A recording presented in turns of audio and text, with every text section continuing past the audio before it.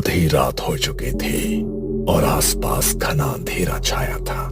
एक टूटे हुए खंडहर के बीच हवन कुंड की आग सुलग रही थी और उसके सामने बैठा था अघोरम, जो था गांव का सबसे सिद्ध पुजारी। उसके सामने एक मूर्ति रखी थी जिसका शरीर इंसान का था, सिर किसी भैंस जैसा था और पेट में आग की भट्टी थी। ओम छर छर मोलकाय नमः। ओम छर छर मोलकाय नमः। ओम छर छर मोलकाय नमः। जैसे ही अघोरम ने मंत्र पूरा करके हवन कुंड में राख डाली और एक छोटे से शिशु को सामने रखी मूर्ति के पेट की ओर उछाल दिया। जैसे ही बालक उस भट्टी में पहुंचा, एकाएक वहां से आग की लपटें धधकने लगी और मूर्ति की आंखों से तेज लाल प्रकाश निकलता नजर आने लगा। और ये नजारा देख अघोरम जोर जोर से हंसने लगा।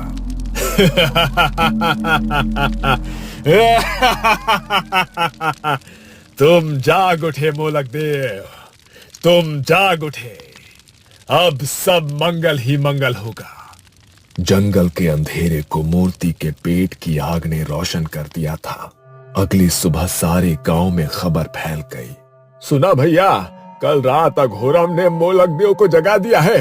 बलि स्वीकार हो गई है। लगता है अब ये फसलों की आग सूखा खत्म हो जाएगा। अरे ये किसी और के बस का काम था भी नहीं, ये सिर्फ अघोरम ही कर सकते हैं। तभी तो वो गांव के सबसे सिद्ध पुजारी माने जाते हैं। मोलक की सेवा में तनिक भी गलती हो जाए तो जान पर बनाती है, लेकिन अघोरम बाबा के रहते हमारे गांव का कभी अमंगल हो ही नहीं सकता। हाँ, लेकिन अब वही होगा जिसके लिए सारे गांव का दिल थर थर कांपता है। हर अमावस को बलि देनी होगी। अघोरम मोलक का सेवक था। कहते थे ये सिद्धि उन्हें विरासत में मिली थी। अगर मोलक देवता खुश हो जाए तो गांव में हरियाली होती थी, फसलें दोगुना लहलहाती थी, लोग बीमारियों से दूर रहते थे और घर में खुशियां लौट आती थी। और अगर देवता नाराज हो जाए तो सूखा, तरह तरह की बीमारियां और भूखमरी से गांव वाले बेहाल हो जाते थे। इसलिए अघोरम हर साल अपनी जान पर खेलकर वो हवन करता था, क्योंकि मोलक के भोग में हुई एक गलती, मतलब साधक की बलि। नहीं, मैं भूखी मरने को तैयार हूँ, बीमारी भी झेल लूंगी, लेकिन अपने बच्चे की बलि नहीं दूंगी। फसल में आग लगी तो लगी, मेरा बच्चा इसकी भरपाई क्यों करेगा? बात को समझो सरला, ये तुम्हारे बच्चे की बलि नहीं है, ये तो पूरे कबीले की रक्षा के लिए मोलक का प्रसाद बनेगा। गांव की रक्षा के लिए उसे सालों सालों तक याद रखा जाएगा। हर दिन पहला निवाला तेरे बेटे के नाम का निकालेंगे गांव वाले। मैंने कह दिया ना, मैं अपने बच्चे की बलि नहीं देने दूंगी, चाहे तो मेरी जान ले लो। नहीं, बलि तो बस एक बालक की ही होगी। देवता को चाहिए निर्मल मन, निष्पाप आत्मा, और इस धरती पर बच्चों से ज्यादा पवित्र कौन है? समय मत गंवाओ। जो समय पर मोलक को भोग ना मिला तो उसका कहर टूटेगा पूरे गांव पर। अच्छा, तो तुम ऐसा करो, अपने बेटे को भोग चढ़ा दो उस देवता को। गांव के लिए इतना तो कर ही सकते हो। सरला की बात सुनकर अघोरम को बहुत गुस्सा आता है, लेकिन वो कुछ कहता इसके पहले ही सरपंच चिल्ला पड़ता है। अगर अघोरम के वंशज को कुछ हो गया तो आने वाले समय में हमें मोलक देवता के क्रोध से कौन बचाएगा? मूर्ख औरत, तू पहली नहीं है जिसने अपने बच्चे की बलि दी है। इस बरस मोलक देवता ने तेरे लड़के को चुना है, इसलिए अपने आप को भाग्यशाली समझ और हट हमारे रास्ते से। सरला एक विधवा असहाय औरत थी। वो रोती बिलखती रह गई और गांव वाले उसके बच्चे को उससे छीन कर ले गए। उसे खंडहर की ही एक काल कोठरी में रखा गया। बच्चा एक कोने में डरा सहमा बैठा था जब अचानक से दरवाजा खुला और बाहर की रोशनी अंदर आई। कौन? सामने से एक भारी डरावनी हंसी आई। मोलक देवता। अघोरम ने बच्चे को खाने को कुछ दिया और बच्चा वहीं पर बेहोश हो गया। थोड़ी देर बाद अघोरम उसे गोद में लेकर मोलक की मूर्ति के आगे बनाई गई एक चिता पर लिटा देता है और मूर्ति की तरफ देखकर बोलता है, अग्नि साक्षी बन, पवित्र आत्मा अर्पित है। इतना कहकर अघोरम बच्चे को मोलक की मूर्ति को समर्पित कर देता है। मूर्ति के पेट से तेज लपटें उठने लगती हैं। एक अजीब सा सन्नाटा पसर जाता है। रात का अंधेरा इतना गहरा था कि लगता था जैसे जंगल ने चांद को ही निकल लिया हो। अघोरम की सांसें तेज थी। उसकी आंखें अचानक लाल हुई और शरीर अकड़ने लगा। उसने किसी जानवर की तरह आसमान की ओर मुंह करके एक डरावनी आवाज निकाली और फिर मूर्ति की तरफ देखने लगा। अचानक पेट की भट्टी से राख हवा में उठने लगी, जैसे किसी अनदेखे चक्र में घूम रही हो। अघोरम ने अपना हाथ आगे बढ़ाया और सारी राख उसकी हथेली पर आकर ठहर गई। मेरी बलि पूरी हुई, अब मैं और भी शक्तिशाली हो गया हूं। मूर्ख गांव वाले इतना भी नहीं समझते कि ये सूखा जली हुई फसलें और गांव की महामारी कोई देवता का श्राप नहीं है। ये इस अघोरम का षड्यंत्र है। देवता अघोरम देवता ही सबसे बड़ा देवता है। उसकी नसें उभारने लगी और आंखों के अंदर हल्की लाल चमक तैर गई। खंडहर की दीवारों पर उसकी परछाई 3 गुना बड़ी दिखाई देने लगी। राकेश ने देखा कि गांव के एक पुराने मंदिर में कुछ बच्चे खेल रहे हैं। उन्होंने जमीन पर मिट्टी से एक मूर्ति की आकृति बना रखी थी और एक बालक उसके ठीक सामने आंखें बंद किए किसी योगी की मुद्रा में बैठा हुआ था। अरे बच्चों, क्या खेल रहे हो? बलि का खेला। बच्चे की बात सुनकर राकेश चौंक जाता है। क्या क्या कहा? बलि का खेल? ये कैसा खेल हुआ भला? बाबा, पूरे गांव में महामारी फैल गई है, लोग मर रहे हैं, कुछ करो। देवता को प्रसाद अर्पण करना होगा। देव चाहे तो धन बल अनहोनी महामारी सब बदल सकते हैं। अमावस्या को छोटू की बलि देनी होगी, उससे देवता खुश होंगे। बोलो, दे सकोगे? बच्चों की बात सुनकर राकेश के पांव डर से कांप उठते हैं। ये छोटे छोटे बच्चे किस खेल की बात कर रहे हैं? ये सब डरावनी बातें इनके मन में आई कहां से? क्या यहाँ कुछ ऐसा चल रहा है जो सही नहीं है?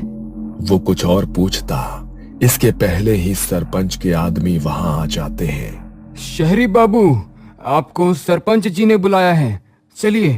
राकेश उठा और वापस जाने लगा, लेकिन मुड़ मुड़ कर उसकी नजर मंदिर की तरफ ही जा रही थी। कुछ दिनों पहले गांव के चौराहे पर बस आकर रुकती है और बस से एक नौजवान उतरता है। उसने सनग्लासेस लगा रखे थे और उसके पास एक ब्रांडेड सूटकेस था। चौराहे पर बैठे कुछ आदमी उसे देखते हैं। कहाँ बाबूजी, रास्ता भटक गए हो क्या? यहाँ गांव में कहाँ आ गए? रास्ता नहीं भटका हूँ, बिल्कुल ठीक जगह आया हूँ। अब जरा तू मुझे गांव के सरपंच के पास पहुंचा दे। तेरी साइकिल बहुत शानदार लग रही है, चल आज इसी की सवारी करते हैं। शहर से सूट बूट पहने जो अधिकारी गांव आया था, उसका नाम था राकेश। वो एक सरकारी अधिकारी था। सरकारी आदमी लगते हो बाबू, कौनो काम से आए हो या यूं ही गांव देखने चले आए? सरपंच जी से काहे मिलना चाहते हो? हाँ, जिला शिक्षा विभाग से आया हूँ। सुना है कि इस गांव में स्कूल में बच्चों की संख्या अचानक से कम हो रही थी। जब जवाब मांगा तो स्कूल में बच्चों ने आना छोड़ दिया और सरकार को स्कूल बंद करना पड़ा। अभी बेसिक शिक्षा विभाग ने अपनी रिपोर्ट बनाने के लिए मुझे भेजा है, कुछ समझे? राकेश की बात सुनकर भोलू ने अचानक से साइकिल रोक दी और चौंक कर पीछे देखने लगा। अरे क्या हुआ भाई, कोई भूत देख लिया क्या? जरा जल्दी करो, मुझे बहुत काम है। क्या तुम यहाँ जांच पड़ताल करने आए हो? हाँ, तो इसमें घबराने की क्या बात है? सरकारी योजना ऐसे ही बंद थोड़ी होती हैं। घबराया हुआ भोलू फिर से साइकिल चलाने लगता है और इस बार वो जोर जोर से पैडल मार रहा था। राकेश ने कई गांव देखे थे, लेकिन ऐसा गांव पहली बार देख रहा था जहां रास्ते भर कोई बच्चा नहीं दिखाई दिया। हर गली में बस सन्नाटा छाया था। लो बाबू, आ गया सरपंच जी का घर, अब हम चलते हैं। धन्यवाद, फिर मिलेंगे। इतना कहकर राकेश अंदर चला गया, लेकिन भोलू राकेश को खड़ा होकर तब तक देखता रहा जब तक वो उसकी आंखों से ओझल नहीं हो गया। सरपंच को पता था कि कोई शहरी बाबू आने वाला है, लेकिन वो पहले से ही सतर्क था। आइए आइए बाबू साहब, बैठिए। बताइए, हम आपकी क्या सहायता कर सकते हैं? आपने बेकार ही यहाँ पहाड़ी तक आने की जहमत उठाई। सरपंच की बात सुनकर राकेश अपने बैग से निकाल कर एक फाइल खोलता है। सरपंच जी, ये मेरा काम है। स्कूल के रिकॉर्ड्स में शुरुआत में 75 बच्चे दर्ज थे, लेकिन धीरे धीरे गिनती घटने लगी और बाद में सिर्फ 19 ही बचे। जब जवाब मांगा गया तो बच्चों ने स्कूल जाना बंद कर दिया। ये कुछ अजीब बात नहीं है? राकेश की बात सुनकर सरपंच का गला डर से सूख जाता है। अब क्या करें बाबूजी, लोग अपने बच्चों को पढ़ाना ही नहीं चाहते। हमने तो बहुत कोशिश कर ली है, तभी तो आपको कह रहे थे कि बेकार यहाँ तक आने की जहमत उठाई आपने। ठीक है, तो एक बार मैं भी कोशिश कर लेता हूँ। राकेश की बात सुनकर सरपंच के चेहरे का रंग ही बदल जाता है। सरपंच समझाने की कोशिश करता है, लेकिन राकेश की जिद के आगे हार जाता है। शाम का समय था। राकेश गांव देखने का मन बनाकर निकलता है। गांव के सुनसान पड़े मंदिर से अचानक उसे कुछ बच्चों की आवाज सुनाई देती है और फिर उसे बच्चे बलि का खेल खेलते नजर आते हैं। क्या सोचने लगे साहब? चलिए जल्दी, सरपंच जी इंतजार कर रहे हैं। हाँ, आपको बताया नहीं किसी ने यहाँ दिन ढले बाहर निकलना मना है? ये शहर नहीं है बाबू, पहाड़ी गांव है। जंगली जानवर का शिकार बन जाओगे। राकेश बिना कुछ कहे उस आदमी के साथ चल रहा था। ढलती शाम में वो जगह और भी डरावनी लग रही थी, जैसे अंधेरा वहीं से जन्म लेता हो। तभी सरपंच का आदमी उसके सामने आकर खड़ा हो गया। काहे बाबू, बार बार उधर क्या देख रहे हैं? अरे बच्चे खेल रहे हैं, इसमें इतना घबराने की क्या बात? राकेश को उस आदमी की बात किसी चेतावनी से कम नहीं लगी। वो चुपचाप चलता रहा। सरपंच के घर पर पहुंचकर उसका सामना एक बाबा से होता है, जो किसी सन्यासी जैसा दिखाई पड़ रहा था। आइए साहब, ये हमारे गांव के सबसे सिद्ध पुजारी हैं। सोचा आपसे मिलवा देते हैं। अच्छा, सिद्ध? तो फिर कौन सी सिद्धि पा रखी है आपने? भाई, हमने पोस्ट ग्रेजुएट किया है, यूपीएससी पास किया है, और आपने? आपकी सिद्धियों में कौन सी डिग्री होती है? अगर हमारी सिद्धि इतनी आसानी से सबको समझ आने लगे तो हम और आम लोग एक ही नहीं हो जाएंगे। हमारी सिद्धि को समझने के लिए अभी आपकी समझ बहुत छोटी है। चल बांध लीजिए। अच्छा, लगता है कि आप अपने आप को बहुत खास समझते हैं। बोलते हुए अचानक राकेश के शब्द लड़खड़ाने लगे और उसका सर चकराने लगा।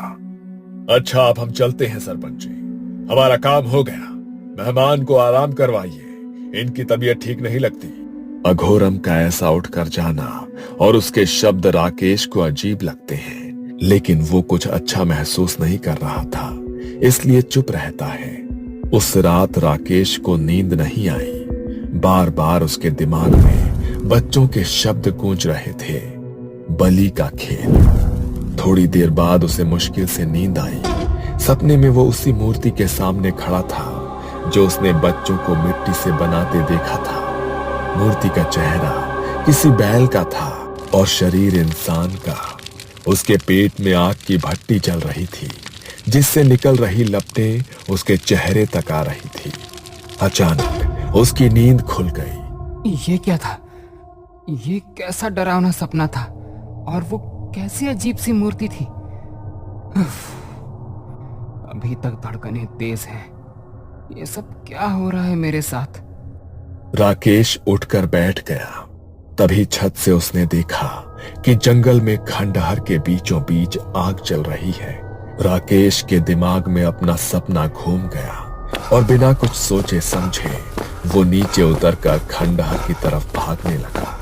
राकेश खंडहर में पहुंचा तो सामने का नजारा देखकर हैरान रह गया। ये वही मूर्ति थी जो उसके सपने में आई थी, लेकिन राकेश ने तो पहले इसे कभी देखा ही नहीं था। तो फिर कैसे? ये सवाल उसके दिमाग में घूम रहा था। तभी उसकी नजर अघोरम पर पड़ी। अघोरम हवन कुंड के सामने बैठा था। उसकी आंखें बंद थी, लेकिन उसके होठ लगातार मंत्र बुदबुदा रहे थे। हवा बिल्कुल स्थिर थी, जैसे समय खुद ठहर गया हो। राकेश ने महसूस किया कि हवन की आग सामान्य नहीं थी, उसकी लपटें कुछ अलग सी थी। ये सब देखकर राकेश धीरे धीरे दबे पांव एक टूटी दीवार के पीछे छिप गया। और तभी अघोरम ने बिना आंखें खोले कहा, छिप कर क्यों देख रहे हो सरकारी बाबू? अब यहां तक आ ही गए हो तो आओ, सामने आ जाओ। अघोरम की बात सुनकर राकेश का दिल जोर से धड़क उठा और वो धीरे से बाहर आया। ये सब क्या हो रहा है? यही आपकी सिद्धि पाने का राज है क्या? हर बात जानने की बहुत चाहत है आप में, लेकिन कुछ राज ऐसे होते हैं जिनसे दूर ही रहना चाहिए। तुम मुझे सीधा सीधा जवाब दो कि गांव के बच्चे कहाँ गायब हो रहे हैं। क्या ढोंग है ये? कैसा अंधविश्वास है? तुम मासूम गांव वालों को बेवकूफ बना रहे हो ना? अघोरम जोर से हंस पड़ा। उसकी हंसी बहुत डरावनी थी। तुम शहर वाले एक गलती करते हो, जो समझ नहीं आता उसे अंधविश्वास कह देते हो। ये कोई अंधविश्वास नहीं। अगर ये गांव आज भी जिंदा है तो सिर्फ मेरी वजह से। अघोरम धीरे धीरे खड़ा हुआ और आग अचानक तेज भड़क उठी। उसकी परछाई मूर्ति पर पड़ रही थी। अघोरम की आंखें अब पूरी तरह लाल दिख रही थी। मैं साधक हूं। इन मासूम आत्माओं की ऊर्जा से मैं मृत्यु को भी रोक सकता हूं। बीमारी, अकाल सब मेरे आगे झुकते हैं। बस फर्क इतना है कि ये मूर्ख लोग गांव वाले नहीं जानते कि ये मोलक कोई देवता नहीं, शैतान है। हाँ, शैतान को पूजता हूं मैं, और उसी शैतान ने मुझे इतनी ताकत दी है कि मैं चाहूं तो तुझे पल भर में मिटा दूं। मेरे ही कहने पर गांव के लोगों ने ईश्वर को पूजना छोड़ दिया। मोलक के प्रकोप के डर से गांव के हर घर शैतान की उपासना होती है। गांव का वो खाली खंडहर मंदिर देखा है ना तूने? मैं बनूंगा शैतान का असली उत्तराधिकारी। बस 7 बरस और इसके बाद मैं अमर हो जाऊंगा।